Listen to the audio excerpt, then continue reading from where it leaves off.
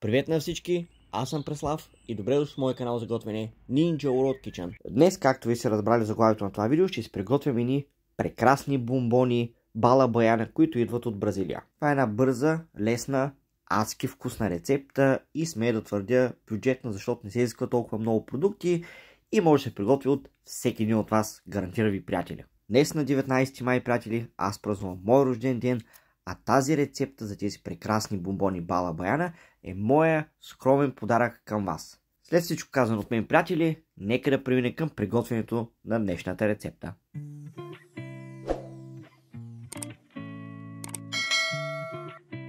За ваше улеснение всички продукти и точни им грамажи ще намерите долу в описанието. Да започваме.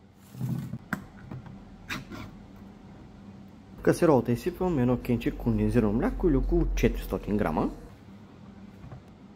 Към кондензираното мляко добавим 90 грама кокос и стърготиня.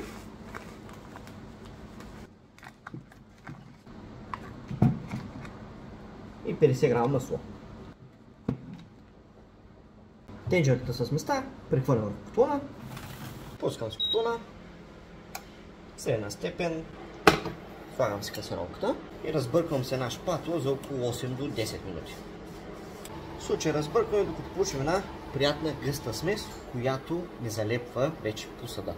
Тоест образуваме една топка тесто.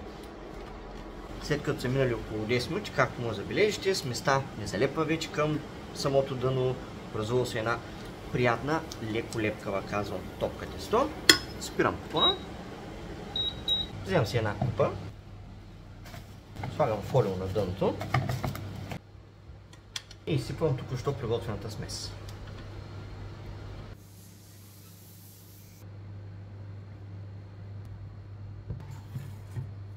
Ето и да покажа защо беше нужно да се разбърква през цялото време сместа. Забелязвате загоряло? Не, нали? В противен случай, ако не разбърквате сместа, ще имате загоряло, което ще се прехвърли в сместа и ще прави един допълнителен вкус, който в повече случаи е неприятен за нас. Сместа оставим хубаво да се охлади настрани. За оформянето на тези сладки ще ни трябват тава с хартия на дъното или силиконово клинче, като в моят случай. Кантар, за да си мерите топчета да са еднакви и една купчика с мазнина, в случай аз ползвам олио, защото е по-удобно. Леко се навъзнявам ръцете, мога да се навъзните и самия кантар. Затребвам от сместа. Аз ще направя моите топчета с тегло около 20 грама.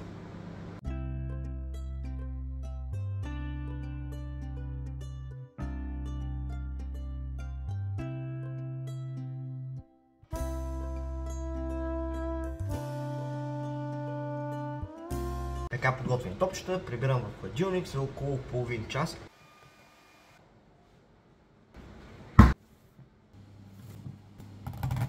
В касерола или по-дълбок съд сипваме 130 грама вода. Към водата добавяме 110 грама захар. Слагам касеролата в котлона, пускам на средна сила, трета, четвърта, и оставим касеролата за около 10-15 минути, или докато придобие един приятен карамелен цвят.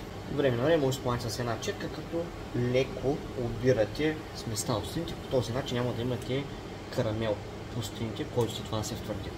Докато изчаквам карамела, сложа по една клечка във вече пушените топки.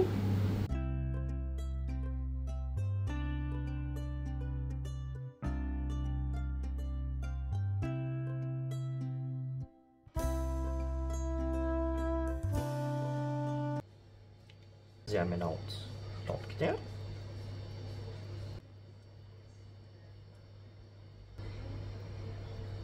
И оставям отстрани.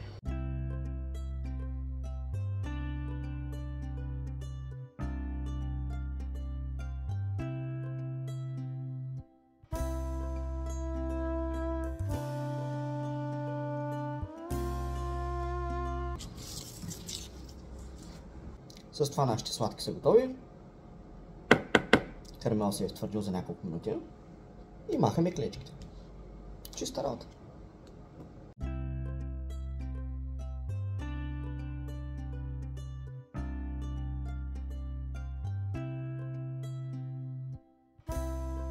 И преди са ми питали колко сладки излизат от тази рецепта.